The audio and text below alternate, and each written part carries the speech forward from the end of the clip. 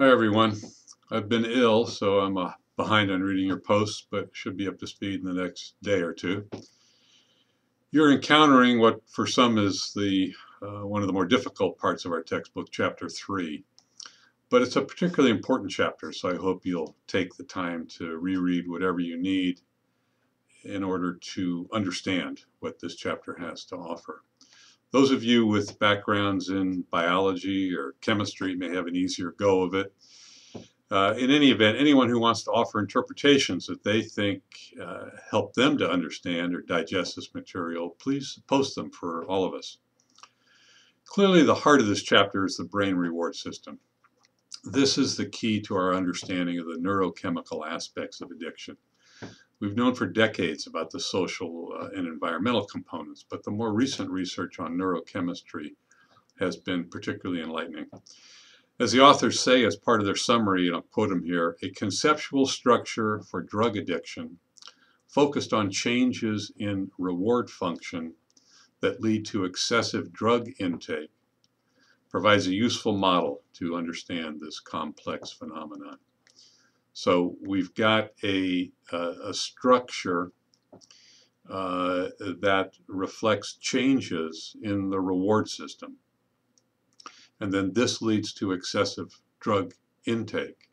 And this is how we come to understand how someone can become dependent upon substances. You'll remember back to the notion in chapter 2 of the modules. So we're looking at different modules here, different parts of the brain and how they're affected when these drugs are introduced.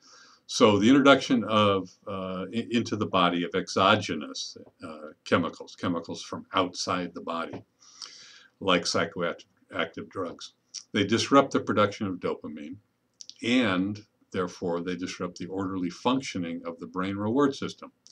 So this helps us to see how the brain is hijacked, which is a great way to look at what happens when people are using drugs.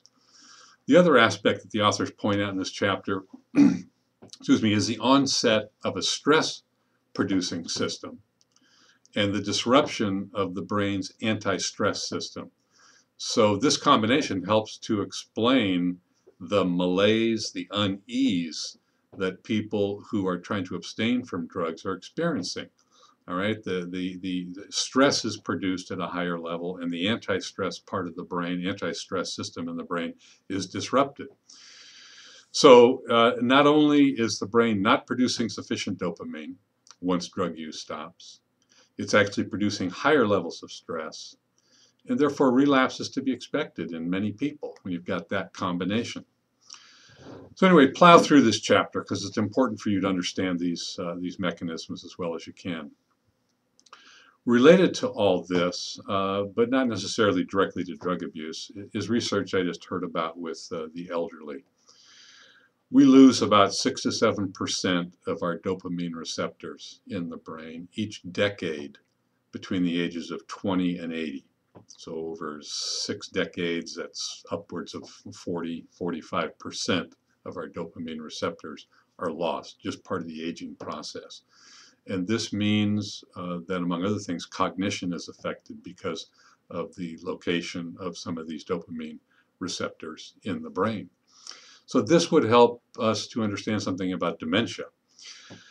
Now, this research that I was hearing about and reading about, happiness research, I'll put happiness in quotes, done by, among others, Martin Seligman, a psychologist, looks at the way in which happiness can help the elderly cope with life. And one of the ways that this happiness comes about is by strengthening the social connections that the elderly have.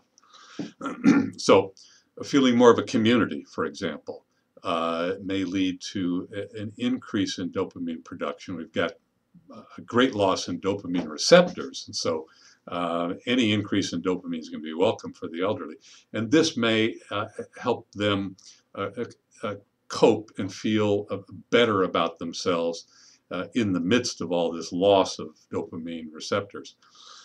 So that led me then to think about our discussion earlier about young people, protective factors against drug use, and the role of religion.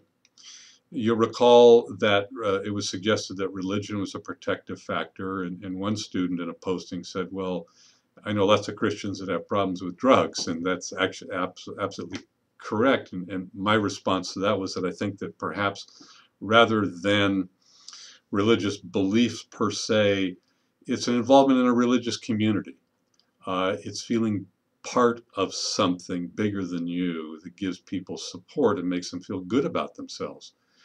And so maybe, just maybe, and I'm throwing this out as a wild idea for sort of academic discussion, maybe for these young people, as with the elderly, the sense of community leads to an increase in dopamine production.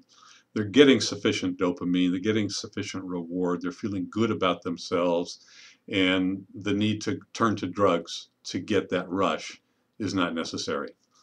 So just, grist for the academic mill, so to speak, something to think about. All right, talk to you soon. Take care.